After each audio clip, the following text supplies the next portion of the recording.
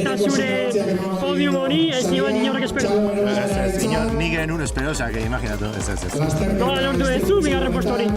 Aldapa ora gutxora era aguantatu edo aurrekokin, aldun bezala, eta gero, euskartzu behanen aurrenekokin, ikusien jotzeko momentua zela, eta joet, otegi hartu eta hor jungeabik gutxora era nahiko gertu. Pixkat ez ginen, oso favoritok nola ez ginen, nik uste libertad eman diguela eta iritsi gara. Unasek esan digu, nervioso jarri zaintula, amaiera. Bueno, nervioso.